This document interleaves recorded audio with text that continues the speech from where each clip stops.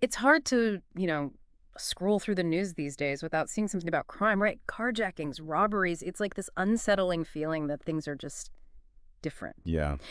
Well, today we're really going to dive deep into this whole surge in crime we're seeing. And it's not just, a feeling. Right. It's happening all over the Western world. And Mhm. trust me, it's way more complicated than just, the bad guys are winning this time around.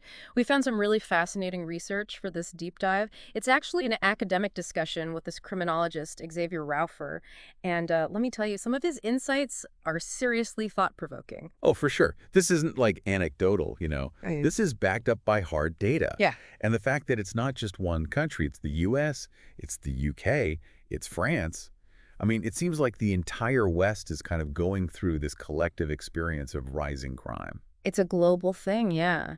And what really gets me is it's not even like it's just one kind of crime either. Yeah. We're seeing everything. Petty theft all the way up to like huge organized crime rings.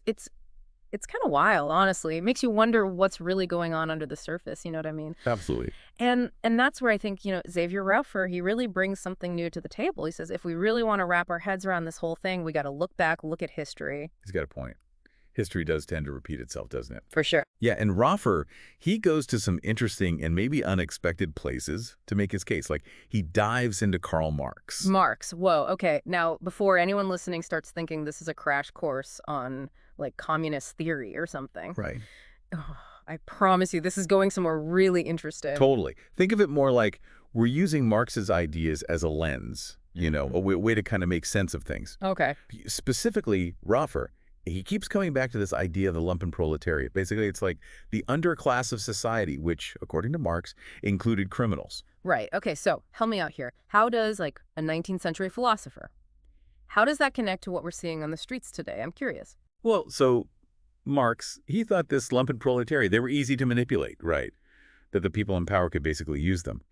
And Roffer's point is that some people argue we're seeing this same kind of thing today. Like, there's this argument that the left, especially in the West, they've swung so far to protect the rights of criminals that it's actually maybe hurting the law-abiding citizens. So it's like we're putting the rights of the people who break the rules above the people who are following the rules. That's the argument that Roffer's exploring. And it all ties into this bigger concept of the social contract. Like the unspoken agreement that we're all kind of bound to. We follow the rules so that society works. Yeah. But what happens when that balance gets out of whack? Does it weaken the whole system? Yeah. And are we seeing the results of that today? Makes you think about like all those stories you hear about repeat offenders who get like a slap on the wrist or victims who get, pushed aside. Exactly. Yeah, it's a thorny issue for sure. It really is. And to get a better grip on this, Yeah. Roffer, he draws this really fascinating parallel to another time in history, and that's Prohibition-era America. Prohibition, huh? Okay, so we're talking gangsters and speakeasies, bathtub gin, the whole deal. I mean, it's definitely a fascinating period, but I'm not quite seeing the connection to, today. It's all about unintended consequences, right? Yeah. Think about what happened when they slapped that ban on alcohol Oh, yeah. nationwide, totally illegal.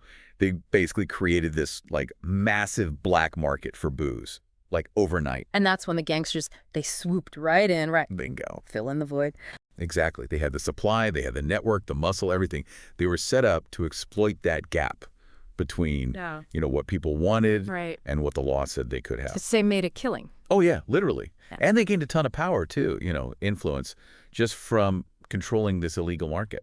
Okay, so you're saying we're seeing something like that happening today, like with different prohibitions, for lack of a better word. It makes you think, doesn't Yeah. it? Like, look at cybercrime.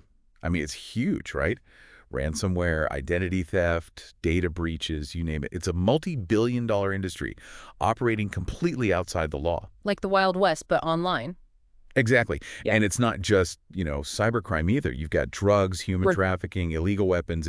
It's all driven by this kind of forbidden fruit effect, right? Creating these opportunities for these criminal organizations to thrive. It's pretty, it's a sobering thought, to be honest, but it also makes me wonder if these historical patterns and these social forces are so powerful, why do some societies seem to, I don't know, handle it all better? It's a great question.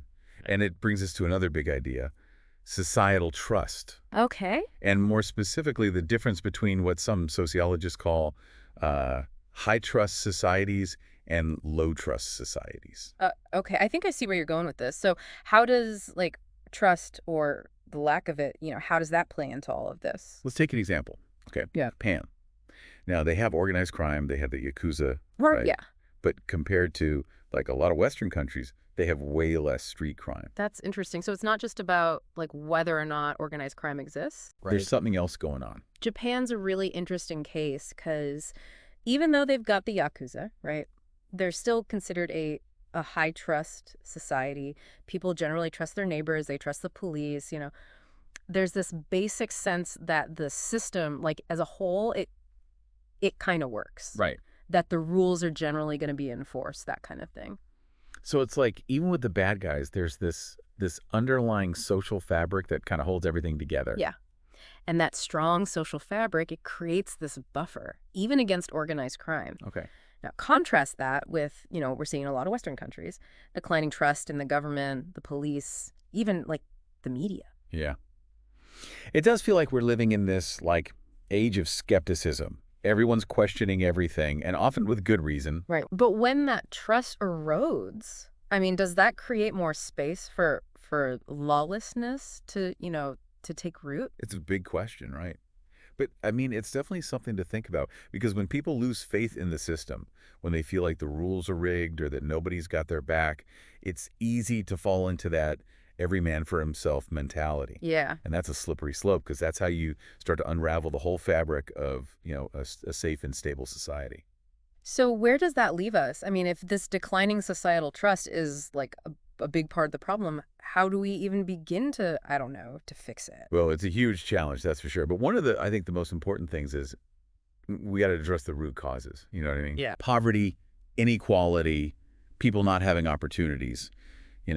When people feel like they've got skin in the game, when they have hope for the future, they're a lot more likely to, to actually believe in the system. It makes sense. And I'm sure you'd agree with this. It's not all about economics, right? Totally. It's also about feeling like you belong, that you share values with the people around you, that there's, like, something bigger we're all striving for. Exactly. And that's where another piece of this puzzle comes in, and that's the role of family. Family, right. And I think this is important to say. It's not like, we're trying to go back to some, like, Leave It to Beaver fantasy or something. Right. Families today, they look different, right? Exactly. There's no one size fits all anymore. But I do think there's something to be said for, like, having that stable base. Oh, totally. I mean, studies show this over and over, right? Kids that have that strong, supportive environment, whatever form that takes, they're statistically less likely to go down the wrong path. Yeah, it's like you've got people you can count on, role models, people who have your back, gives you a sense of purpose, a place where you belong. Exactly. And when those things are missing, well, it leaves this void. And voids, especially for, young people, they tend to get filled with, not great stuff. Yeah, unfortunately. Gangs, bad influences, the allure of, easy money, it's tough. For sure. And it's bigger than just individual families, right? Like, when you see this, like, breakdown of the family on a larger scale, I mean, it's got to have an impact on, like, communities, right? Yeah. On that social trust we were talking about earlier. It's all connected, right? It makes it that much harder to fix those root causes of crime we were talking about if you don't have that solid foundation to build on. This has been, I'm not going to lie, kind of a lot to process. Like, we've really dug into this, and it's heavy stuff. But knowledge is power, right? So the people listening, where do we go from here? What can we actually do with all of this? I get it. It's easy to feel, like, powerless, when you're talking about these huge societal problems. But here's the thing. We're not powerless. This stuff, it's not inevitable. This is the result of choices that, people, communities, governments, they've all made these choices. Okay, so different choices then. We've got to make, like, smarter choices. But how? I mean, where do we even begin? It starts with, being aware, being informed, being engaged citizens, right? We can demand better from our leaders, push for policies that actually address these root causes we're talking about, and support those programs that, lift up families, strengthen communities. Yeah. Those things make a difference. So, being informed voters, being active in our communities, supporting the organizations that are already doing good work. Like, it's about being the change, not Exactly. And or don't discount the small stuff either, right? right. You can mentor a kid, you can volunteer, even just like having these conversations, right, Yeah. with your friends, your family, talking about these issues openly and honestly. That matters. Building that social fabric back up, one conversation, one interaction at a time. Exactly. We don't have to have all the answers, you know, Yeah. but we got to be asking the right questions.